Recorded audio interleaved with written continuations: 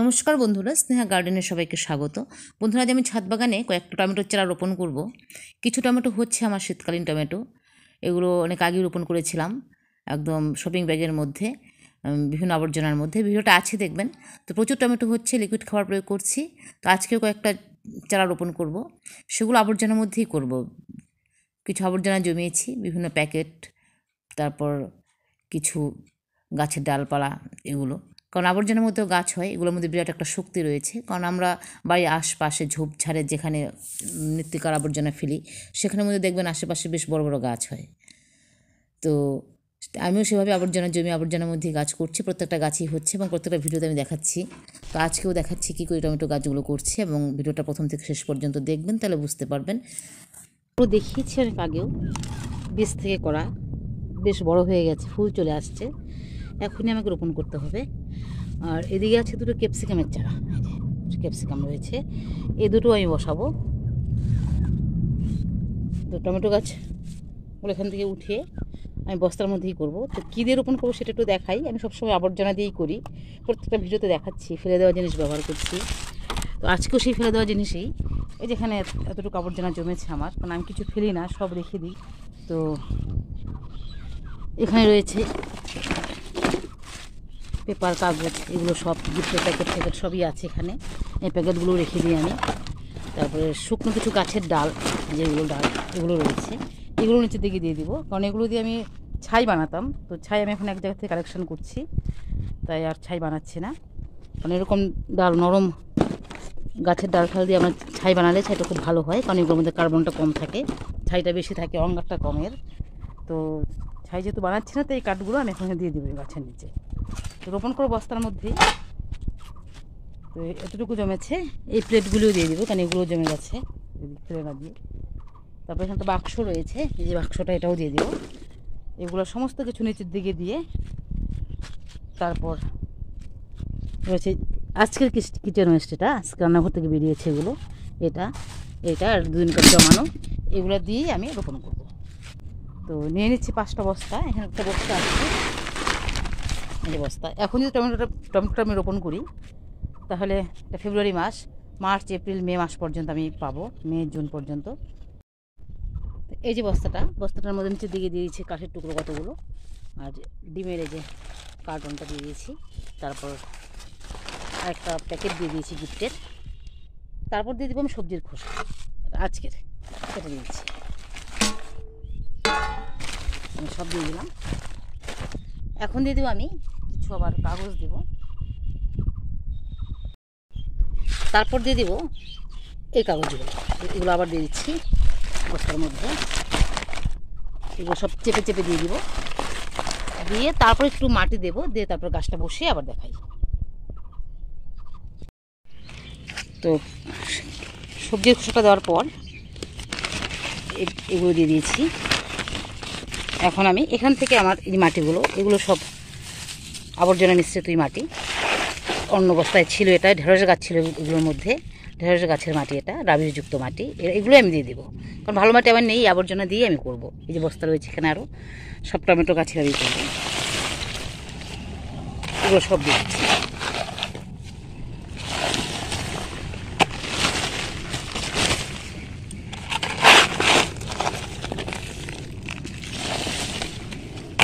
এগুলো দিয়ে গাছটাকে সাপোর্ট দিয়ে, এগুলো সাপোর্ট দিয়ে গাছটাকে দাঁড় করিয়ে দেবো। তারপর উপর থেকে আমি আরও কিছু মাটি আছে সেগুলো দেবো। এখন গাছটা বসিয়ে দিই, তো গাছটা বের করে নিচ্ছি।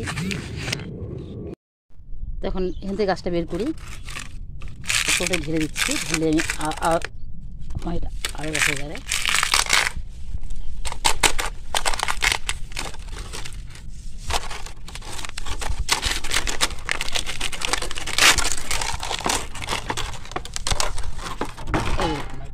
কত শেকড়, সব শেকড় জড়া পাকি আছে, এই যে কত সুন্দর। ওদের থেকে আলাদা করে আমি এখন চারাটা বের করে এটাতে বসিয়ে দেবো। অনেক চারা আছে, তো চারাটা আলাদা করে নিচ্ছি।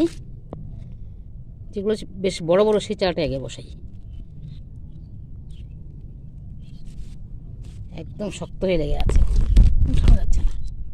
এই যে এটা উঠিয়েছি, এটা বসিয়ে দিচ্ছি। এখানে দুটো আছে, একটা বসাচ্ছি। বসে তারপর দেখাই। এটা নিয়ে এখানে বসিয়ে দিচ্ছি, তারপর উপরে মাটি দিয়ে স্থাপন করবো। একটা গাছ বসানো হয়ে গেছে আমার। তো সবগুলো বস্তার নিচের দিকটাতে বেশ কাঠের টুকরো, আগাছা যা ছিল এগুলো সব দেওয়া হয়ে গেছে। আবর্জনাগুলো যেগুলো কঠিন যেগুলো সেগুলো দেওয়া হয়ে গেছে, কাগজের টুকরো। এটার মধ্যে দিয়েছে কাপড়। এই কাপড়গুলোর মধ্যে হলুদ রোপণ করেছিলাম, সেই কাপড়গুলো রয়ে গেছে। এটার মধ্যে শুধু কাপড় দিয়েছি, উপরে কিচেন ওয়েস্ট দিয়ে তারপর মাটি দিয়ে গাছ লাগিয়ে দেবো। আর এটার মধ্যে দিয়ে দিয়েছি কিছু এরকম নারকেলের কিছু এগুলো রয়েছে, এগুলো ফেলানোই যায়, তো এগুলো দিয়ে দিয়েছি। এগুলো পচে যাবে একদম। যেগুলো এখানে একটা পিসগুলো টুকরো রয়েছে, একটা ডালও রয়েছে। এই ছিল আবর্জনা, এগুলো সব দিয়ে দেওয়া হয়ে গেছে আবর্জনাগুলো। আর রয়েছে এখন এই মাটিটা, রাবিশযুক্ত মাটি, কয়েকটা টুকরো রাবিশের টুকরো রয়েছে। এগুলো থাকবে নিচের দিকে, কোনো অসুবিধা নেই। এগুলো রয়েছে, এগুলো দিয়ে দেবো, এগুলো সময় দিয়ে দেবো। মানে এগুলো অন্য গাছে ছিল, ঢেঁড়স গাছে ছিল এগুলো সব দিয়ে তারপর গাছটা রোপণ করবো। দুটো গাছ রোপণ করা হয়ে গেছে যে, আর এই দুটোর মতো এগুলো রোপণ করবো। রোপণ করে আবার দেখাচ্ছি। আর বালতির মধ্যে রয়েছে কিছু কিচেন ওয়েস্ট, এগুলো এখানে রয়েছে, এখানে আছে। এগুলো সব ঢেলে দেওয়া, ঢেলে দিয়ে তারপর এটা দিয়ে তারপর গাছটা রোপণ করবো। তো সবগুলো তখন কিচেন ওয়েস্ট দেওয়া হয়ে গেছে যে, প্রত্যেকটা দিয়ে দিয়েছি, এটাও দিয়েছি। এখন রাবিশযুক্ত মাটিটা দিয়ে দিচ্ছি, দেখলাম আমার জায়গাটা পরিষ্কার হয়ে যাবে। তো এইভাবে আমরা আবর্জনা দিয়ে গাছ বাগান করতে পারি, কারণ আবর্জনার মধ্যে একটা বিরাট শক্তি রয়েছে এবং এখানে বিভিন্ন অ্যাসিড তৈরি হবে, বিভিন্ন গ্যাস তৈরি হবে, যেটা গাছের পক্ষে খুবই ভালো। তারপর তো আমরা খাবার প্রয়োগ করবোই, আরও তার থেকে অনেক খাবার পাবে। কারণ এই প্রসেসে আমার অনেক গাছ করা হচ্ছে, সব গাছই আমি করছি ভাবে। তো সবগুলো টমেটো গাছ বসিয়ে দিয়েছি। এই যে এখন জল দিয়ে দেবো পাইপ দিয়ে, আর বস্তার নিচের দিকে ছিদ্র করে দেবো অতিরিক্ত জল বেরিয়ে যাওয়ার জন্য। আর এই কয়টা টমেটো গাছ রয়ে গেছে এতটুকু, এটা কৌটোটার মধ্যে থাকবে, অন্যদিকে রোপণ করব বেডের মধ্যে আর অন্য কোথাও। আর একজন নেবে তাকে দিয়ে দেবো।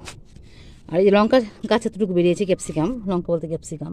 তো এই টব দুটোর মধ্যে আমি বসিয়ে দেবো। এই দুটো টব রয়েছে এখানে, কারণ টব দুটোর মধ্যে আমি একটু পটাশযুক্ত খাবার তৈরি করছিলাম, তাই এরকম ছাই দিয়ে, ছাই পাথরের গুঁড়ো এগুলো দিয়ে। তো এটার মধ্যেই বসিয়ে দিচ্ছি। তো আর খাবার দিতে হবে না।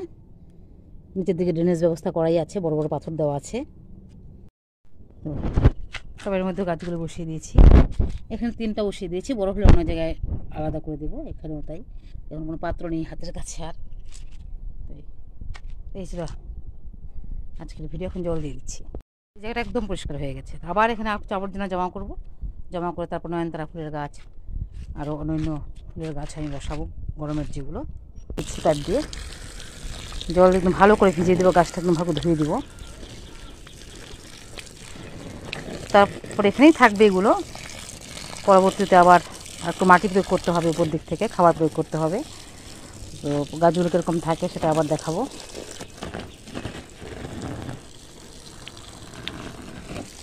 এটা জল দিতে ভিজিয়ে রাখি এটাও।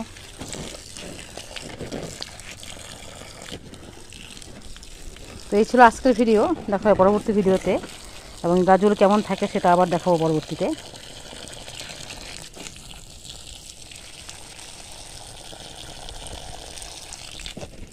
আমরা খুব সহজভাবে এইভাবে ছাদ বাগানে গাছ করতে পারি। তো আমার কটা লঙ্কা গাছ আছে, সেই লঙ্কা গাছগুলো দেখাই, সেটা আবর্জনার মধ্যেই করা। তো ভিডিওটা আমি দেওয়া হয়নি, দেবো। প্রত্যেকটা গাছে জল দিয়ে দিয়েছি। এই লঙ্কা গাছগুলো আবর্জনা দিয়ে বসানো, যেমন এটা পুরো আবর্জনার মধ্যে, এটা একদম পুরোটাই আবর্জনার মধ্যে। তাতে খাবার দিয়েছি, এই আছে এটা। তো একটু জঙ্গল হয়েছে, ওগুলো উঠিয়ে দিচ্ছি। এটা পুরোটা আবর্জনার মধ্যে, গাছটা কত সুন্দর দেখুন। তারপর এটাও আবর্জনার মধ্যে, যে প্যাকেটগুলো রয়েই আছে দেখুন কত সুন্দর। এখানে খাবার দেওয়া আছে, এগুলো অনেক আগাছা হচ্ছে, এগুলো তুলে ফেলছি। এগুলো সব আবর্জনার মধ্যে, এটাও পুরোটাই আবর্জনার মধ্যে। এটা এই গাছটা পুরো চলে আসছে। এগুলো ভিডিওটা দেওয়া হয়নি রোপণের, দেখাবো এগুলো। কারণ গাছটা একটু বড় হলে আমি দেখাবো, কারণ এত আবর্জনার মতো গাছ হয়। এই যে আবর্জনা দেখুন, পুরো আবর্জনা। এই যেটা, এটা তো তাই। তো এখানে দুটো গাছ ছিল, দুটো মারা গেছে। এখানে অন্য গাছ বসিয়ে দেবো। তো এই গাছগুলো আবর্জনার মধ্যে করা যায়। তারপর এখানে দুটো লঙ্কা গাছ আছে আবর্জনার মধ্যে করা, এই যে আবর্জনার মধ্যে করা, তারপর কাপড়ের উপরে করা। এই হচ্ছে সুন্দর।